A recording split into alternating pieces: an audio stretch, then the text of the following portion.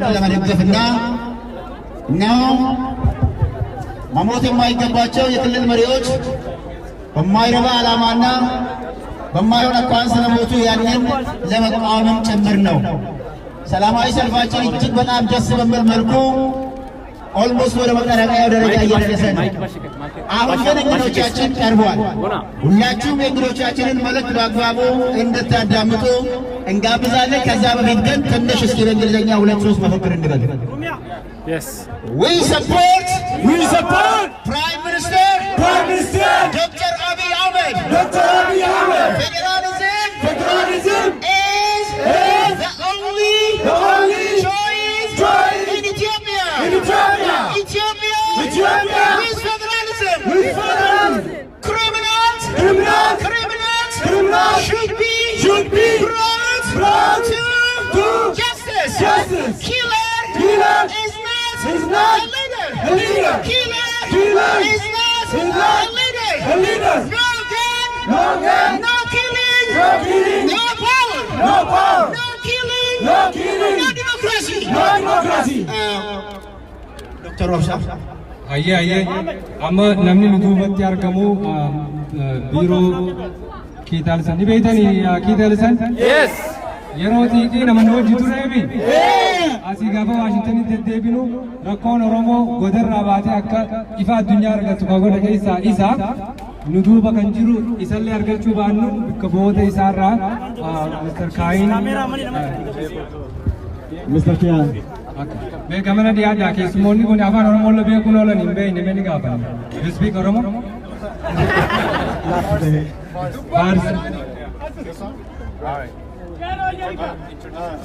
Hello everyone, my name is Kian Juicy. I serve as the outreach coordinator in the office of Attorney General Keith Ellison. Many of you know Keith, even when he was a congressman, helped with HR 128 and the people of East Africa and Oromo. And we are here to say today that we stand with the community today and every day in your fight. And we support you, and our doors are always open in our office for the community. Thank you. Yeah, so thank you very much. And we're just right up the hall. Keep it up, everyone. Thank you so much. Thank you. Keith Ellison. Thank you. Galatomi. Namaskanalan. Namasantai.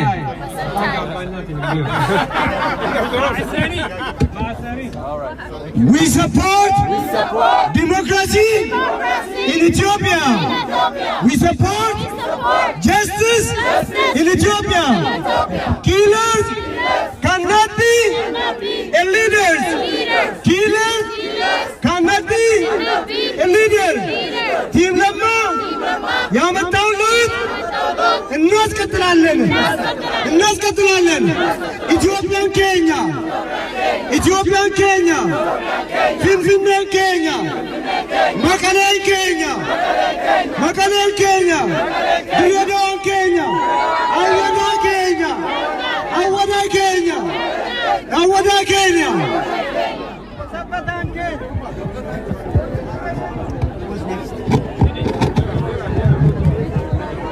ሀገራችን ኢትዮጵያ የ84 ብሔር ብሔረሰቦች ሀገር እንጂ የአንድ ሃይማኖት፣ የአንድ ብሔር፣ የአንድ ቋንቋ ደሴት አይደለችም።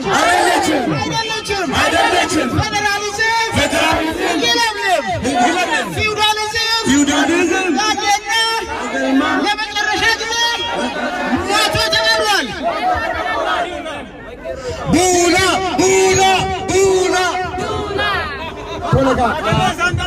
waggaa 23 guutuu balaaleffachaa daa'uun jedhan ture. Amma mootii garrichuun rakkisuu danda'a. Yoo inni gogolee dhiifamu naa godha.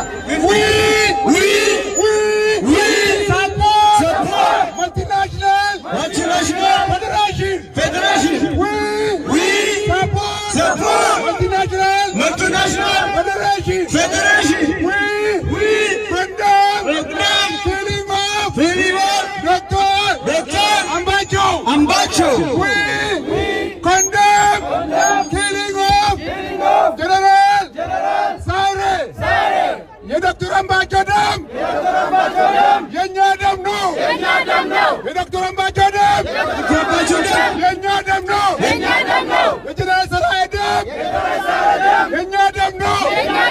የኛ መሪ ዶክተር አብይ ነው የኛ መሪ ለማ መገርሳ ነው የኛ መሪዎች ቲም ለማ ናቸው ምስጋና ለቀሮ ምስጋና ለቀርቲ ምስጋና ለተሰዉ ኦሮሞ ምስጋና ለተሰዉ ኢትዮጵያኖች ምስጋና ለተሰዉ ቀሮች we march for freedom we march for justice we march for justice we march for justice justice yes justice yes democracy yes federation yes killing no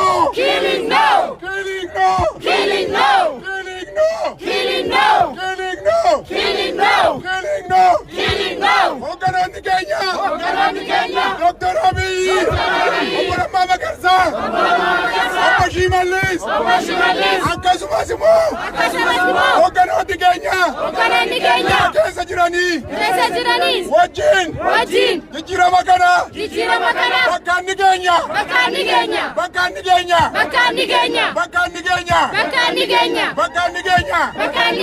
aangoo afaan qawweetiin fudhachuun hafeera aangoo afaan qawweetiin fudhachuun hafeera aangoon sagalee sanduuqa dimokiraasii qofaan dhufa gaggeessaa Dr. Abiy duukaa har'as booris ni dhaabbanna Oromoon utubaa Itoophiyaati Oromoo malee Itoophiyaan hin jiru Oromoo malee Itoophiyaan hin jiru Oromoon barabaraan ni jiraata adawwiinsaa immoo laftee gadi dachee gaditti ni kufa ni moona injifannoon uummata Oromoofi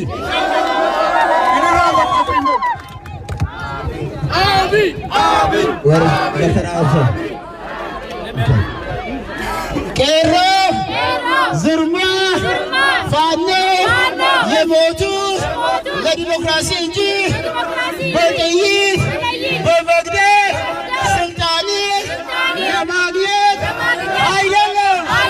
የቄሮ ደም የዘር ማደም የፋኖ ደም የእኛ ደም ነው። የጭቁን ህዝቦች የእኛ ደም ነው። ስልጣን በጠመንጃ በጭራሽ ስልጣን በጠመንጃ በፍጹም ስልጣን በጠመንጃ አንፈቅድም። ስልጣን ወንድምን በመግደል አንፈቅድም። ኖ ፓወር ባይ ኪሊንግ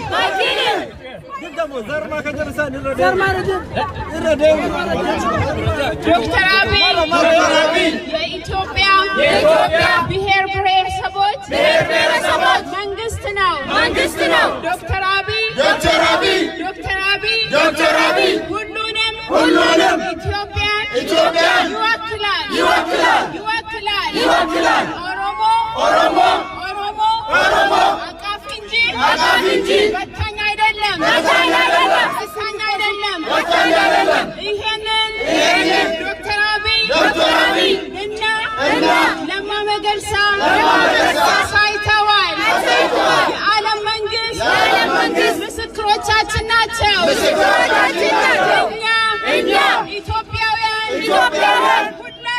ሁላችንም ከዶክተር አብይ ጋር ወደፊት ከዶክተር አብይ ጋር ወደፊት አህዳዊ ስርዓትን እንቃወማለን። ስርዓትን እንቃወማለን። ፌዴራሊዝም ለኢትዮጵያ ብሔር ብሔረሰቦች ሁሉ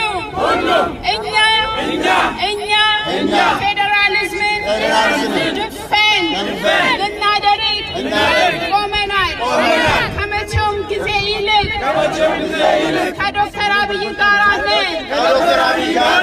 ማንኛውም አንታይ ፌዴራሊዝም እኛ እንቃወማለን። ፊውዳሊዝም በቄሮ ደም ላይነሳ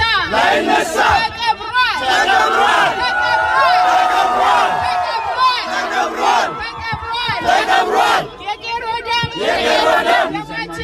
ደማችን ነው። የዘር ማደም ደማችን ነው።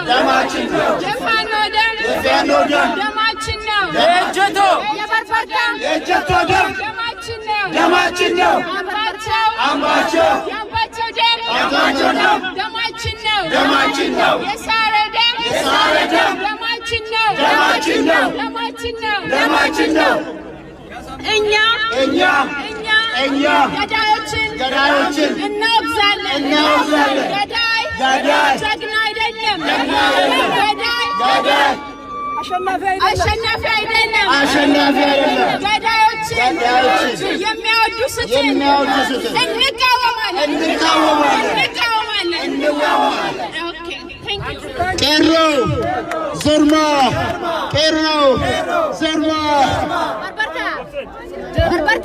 በርበርታ የአሁኑ ጊዜ ከዶክተር አብይ ጋር የምትሰለፉበት ጊዜ ነው። ቄሮ በርታ፣ ከነደመቀ ጎን ተሰለፍ። ቄሮ በርታ፣ ዙርማ ፋኖ ጊዜው ከነ ዶክተር አብይ ጋር የምትቆሙበት ነው።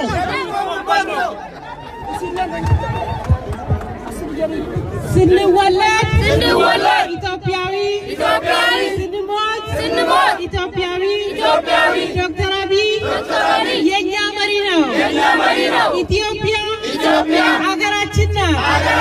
ኢትዮጵያ ብያ ኬኛ ኢትዮጵያ ብያ ኬኛ ኢትዮጵያ ብያ ሁንዱማ ጃለቾማ ዶክተር ኦብሳ what is next? Aye. Namni nu hafe senator Haafman namni karaa Buleengalu ni beeytanii innillee bara 2014 keessa yeroo qeeroon teenya Aambot Yuunivarsiitiitti mootummaan biyya sanii xiyyiitiidhaan ajjeese yeroo duraatiif sanatii Minisootaa keessatti akka resoluushinii boogode faadha. Inni isa eegaa jirra. Haajaatu isa qabee daqiiqaa 3 booda ni dhufa. Isa booda immoo dhaamsa xumuraa jenneeti adda baanaa hagasuu warri dhaadannoo jechuu barbaadan afaan biraatiin illee kootaati. English. Afaan Ingiliffaa kana hedduun beeku. Ayye. Kun isiin waan afaan Oromootiin jee afaan Ingiliffaatiin godhatte meeqa hiriitii tana kan. Oromo, we deserve justice. We deserve justice. Abiy is the man. He is not a killer. He will not kill. Killing is not an option. Oromos love, respect, and love for everybody. We do not kill, discriminate people by color or race. We love to be Oromo and love to be respected as an individual. That is Oromo. Ethiopian, Biyapenna, Yomile, Gadidifno, Injifanno, Intifufa, Oromo, Harkawal Kabanne, Mundurati, Jabanne, Natakon, Intifufna, Natoma. Good job. Tero, Obusaga. Minnesota, jirtu, Ethiopia, latin panyach, tangidi, moda latin, thinking that tangidi, Ethiopia, moda Aye, keessumaa keenya dhufaa jira xiqqoo bikka kana osoo nu wantanii gaariidha. Xiqqisha magajjaan inni Oromaayee jira hedduullee rakkoon qabu kabajuma isaatti xiqqoo haa bal'ifnu. Aye, right now we have Senator Hoffman. John Hoffman represents Blaine area. Yeroo dheeraati botashiteen ollaasaa kana na fakkaatti naatu beeksisa jaayisitii kanna. Hello, akkam jirtan. Waggaa kana haaraa argitanii kanaan dura booyaa as keessa bulaa rakkataatiin turre adda ammoo bifa akkanaatiin baanee jijjiiramni amma dhufe kun akka ufafoo tarkaanfatu ciminaan yeroo ibsinu gammachuu guddatu nutti dhagama. Waggootii darban keessa seneetara Minnesota kanatti jalqaba bara 2014 keessatti yeroo dargaggoon keenya qeerroo keenya bahee as bulu rizooluushinii mana maree mootummaa Minnesota keessatti dabarsuun seneetii keessatti haawusii keessatti akka darbu godhuun kan nu gargaare yoomiyyuu kan Oromoo bira dhaabatu yoomiyyuu saba cunqurfamaa bira kan dhaabatu sabaaf sablammii hundaa bira kan dhaabatu my Senator John Hoffman.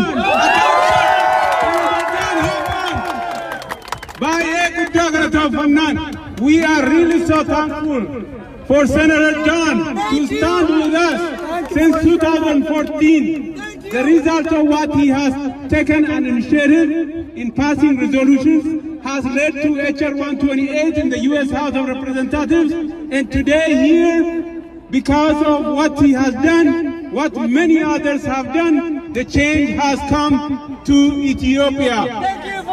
I bring to you Senator John Hoffman. Thank you. How is everybody doing today? Do we want peace? When do we want that peace? Do we want peace?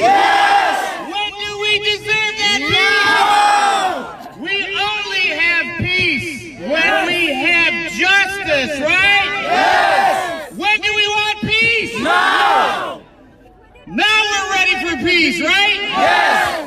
It wasn't too long ago we stood out here in 2014 and I was in tears to hear of the 85 college students who were peacefully protesting and they were shot to death. Is that what we want? No! We want peace! Thank you, Prime Minister Ahmed, for the work that you are doing, right? Now is the time we must stand in solidarity as one Minnesota! One Minnesota, the Minnesota way that says we can all work together for what is right, correct? So when do we want that peace? We want it now, right? Will you promise me one thing? You will work together in solidarity for peace? Will you promise me that? Promise me this forward today? And forever? Minnesota way is what? Let's work collaboratively together as one unit, one state, one country to make sure that there is peace throughout the world, right? Let's thank the Prime Minister for the work he's doing, and let's show him our support by saying, when do we want peace? Now! We want peace now. Thank you for letting me be part of your world. Thank you for letting me be part of your family. I absolutely love every one of you. Thank you for the work you're doing. Let's go peace! Thank you, Senator Hoffman. We really appreciate your time. Jijjiiramni dhufe kuni namni nu faarsu osoo hin ta'in ifirra dhaabbanneeti kan dhufu. Iftaaneetu Itoophiyaa san keessas jira. Jijjiirama qeerroon kumaatamiin dhume san gumaan isaanii kan kafalamuun yoo Oromoo wal dhageeffattee sabaa sablammii biyya san keessa jirtu duursitee akka hangafaatti akka hogganaatti yoo deemne qofa. Akkasii mee Oromoo?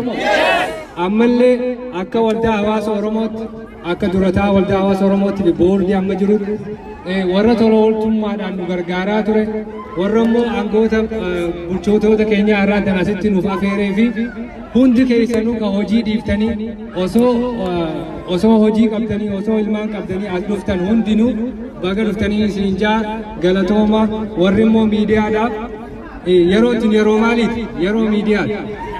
Miidiyaa wayis ni balleessa waliis ni tolcha.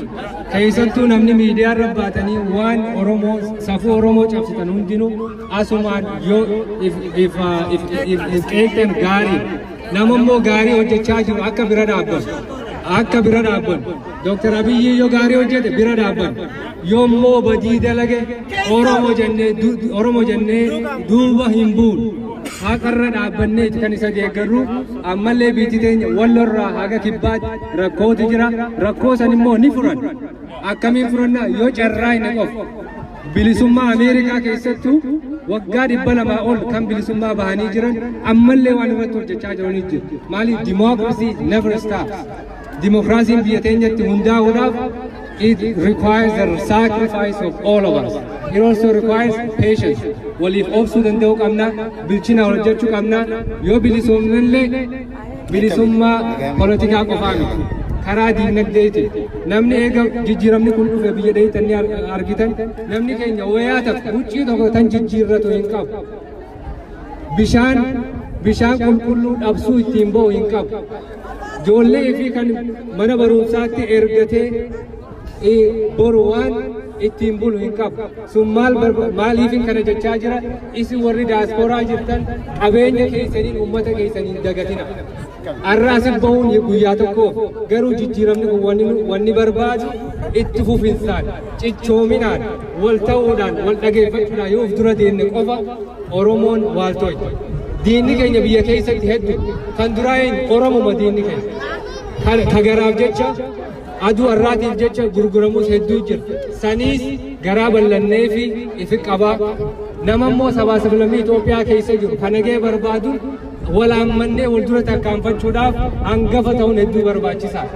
Yoo Itoophiyaan sun diigamte kan dura akka gaariitti qaacamu kan dura akka gaariitti rakkatu uummata Oromooti. Nama miliyoona 2 ilaa 3tu qe'ee fi qabeenya isaa dhabee ammallee Itoophiyaa san keessa rakkachaa jira. Sun hundinuu kabajaa isaa argatee qabeenya isaa kan deebi'uu danda'uun yoo nuti falmii kanatti fufne qofa. Gallee karraaf hoggummaa wanni takka taate akka walitti qabamuu qabnu yoo nageenyi jiraates walitti dhufnee wal dhageeffannee beekaa keenya jala deemnee jarjaraa keenya gorfannee manguddoo keenyarraa waan isaan itti ilaammaatti lafaan kabajaa kenninee fi qeeroon irra jirtu immoo humna fi jabeeffachuudhaan dura tarkaanfanne qofa ankara kiyyaan asumatti sirraa gabaabaddaa. Nama hedduu dubbachuu barbaada obbo Obbo Takka Chairmaanii waldaa hawaasa Oromoo kan duraanii kan ture obbo Amaanoo Duubettiin kan achi booda Tigistii fi innillee dhiyuma tana biyyaa dhufe mee uummata kaan isinii dhaamnaa jee waan biyyarraa fide isarraa dhageenya durammoo obbo Amaanoo. Ayyee hedduu galatoomaa. An dhaamsa Dr. Obsaa Faarraa eegala. Yeroo hedduu hawaasa misoota keessaa waggaa 27 iyyaa turre mana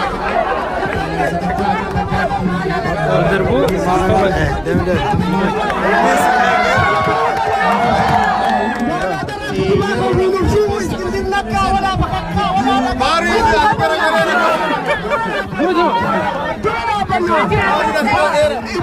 Itti magaalaa Finfinnee itti aanaa miti kantiibaan dhugaataa kana uumaa isa kana.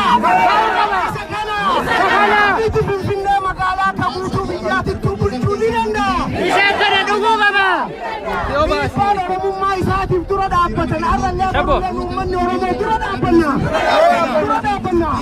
Oromoon biyya bulchuu hin danda'u jedhanii olii haga gadiitti itti bulchinee agarsiifnee taakkalee uumaan nuti dhagaa ni ta'a.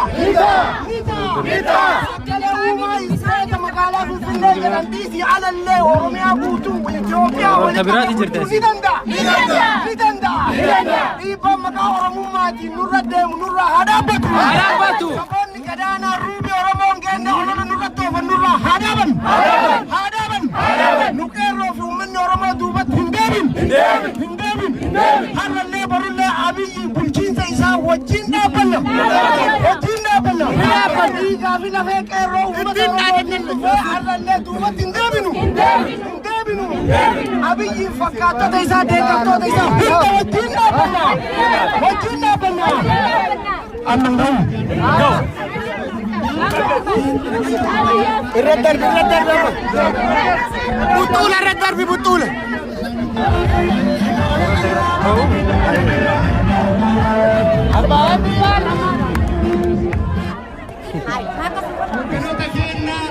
Prime Minister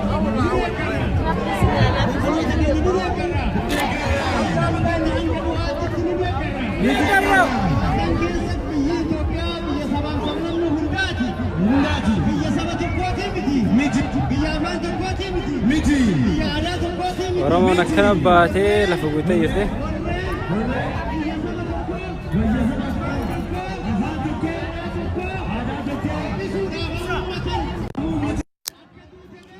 Dr. Abiy Alaba Oromia Alaba Biyya Inkuftu Hinchitu Lamu Ati Dr. Abiy si wajjin jirra. We are with Dr. Abiy.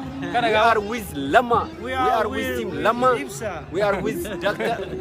We are with Gammakan. Mashallah. Egaa hordoftoota peejii ibsa haqaa